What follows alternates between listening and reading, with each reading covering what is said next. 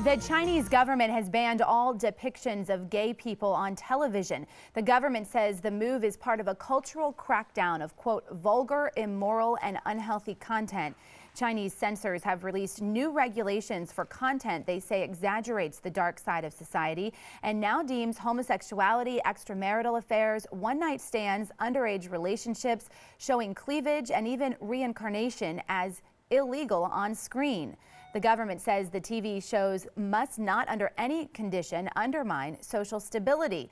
So when do you draw the line between inappropriate and censorship? And does the move have an impact here in the U.S.? That's our topic this half hour. We want to hear from you on our Fox 26 Facebook page. You can also weigh in on Twitter. Be sure to use the hashtag Fox26forlife. Joining us live in the newsroom is our panel led by our senior legal analyst, Chris Tritico, our news analyst, Mustafa Tamiz, who's often involved with strategizing for Democrats, and public policy analyst Jackie Valley, who's often involved with the strategy for Republicans. Good morning. Good morning. So what is up with this? Well, they just knocked 90% of the programming in the United States off the air. What they did. Look, you know, this is such an interesting issue because people in the United States, we are so used to our freedom and our First Amendment that says, you know, we are free and we relish in freedom of expression in the United States. We were traveling internationally several years ago, my wife and I, and a young person was arrested at the airport in this foreign country, and my wife said, "Are you going to do something?" And I said, "I don't have any rights here, neither does that person, and there's nothing I can do." We don't have any freedom outside of the United States, and the government of China has every right to regulate their people in their fashion, even though we disagree wholeheartedly with what China does, and it's oppressive, but it's their country and they govern in their fashion. And so while we disagree with these things, they get to do that. What they do and how they do it is their way of doing it. And so while we see this as oppressive, their government, in one of the few communist governments left, says we get to regulate our own people even if we don't like cleavage. Okay. Look, this is at the core of... I almost got Jackie to laugh out loud. You almost did. Yeah. Almost had me. At the core of innovation is freedom of expression. Our creativity is what drives the modern economy. So for China, although this may seem like a simple policy of trying to create societal norms, they're actually going to have a significant impact on how their economy grows.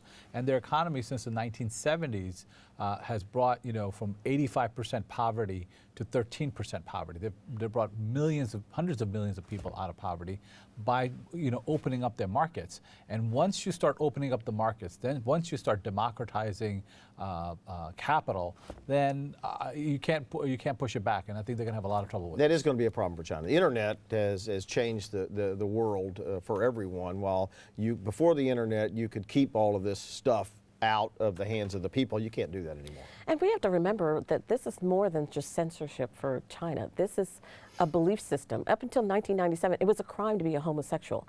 And up until 2001, they viewed it as a mental illness and still have issues. They were sued just recently because they still refer to homosexuals with psychological disorders. So this is a belief system that they have. It's not just something that they say, we don't want these type of shows on our television system, on our televisions. They really believe what they're saying, and their people, a majority of them, really believe that there's something wrong with homosexuality. It's a deviant behavior.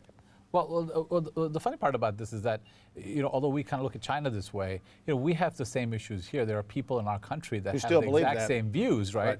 But when China does it, it becomes a problem. But when we do it and when we say it, it seems to be okay. All right, let me go to Sally. She's monitoring our social media. Okay, we're going to head over to our Fox 26 Facebook page. We have Hunter up early with us today. Good morning to all of you who are weighing in. Hunter says censorship is terrible. What I consider uncouth subject matter isn't what others consider. So who am I to tell people what they can and can't see on television? As long as there are ratings like there already are, parents can control what they and their children can see if it bothers them. Well, absolutely, and that's what I was talking about earlier. That's the freedom we enjoy here in the United States.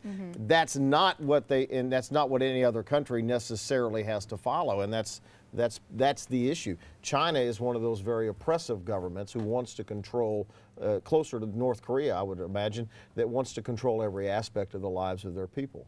Well, a lot of the Chinese, you know, we have a huge Asian population in Fort Bend County, and a lot of my Asian friends are extremely conservative in their viewpoints and the way they look at things. And so this is part of their custom, their heritage. Mustafa alluded to the fact that we have a lot of people who have religious issues. He would call it issues. I believe, I call it their belief system, and have issues with homosexuality as well. But the thing is, we do have certain shows that you can watch on television. If you have certain religious viewpoints, you can turn off that television. That's the difference here in America. Whenever I was reading about this story, I was wondering how a transgender argument would actually work in China, but I suspect that won't be coming up anytime soon. Well, look, That's right. I mean, the American television shows that talk about homosexuality openly were really late 90s and early 2000s. I mean, Ellen DeGeneres is within our lifetime in recent history. So it's so when we kind of look at China, we just kind of unload and say, oh my God, how could you not have these freedoms? At the same time, we've got a conservative movement in our country that wants to do exactly what China's doing right now. When we just had a big argument in South Carolina with Kim Davis over issues on marriage licenses. Right.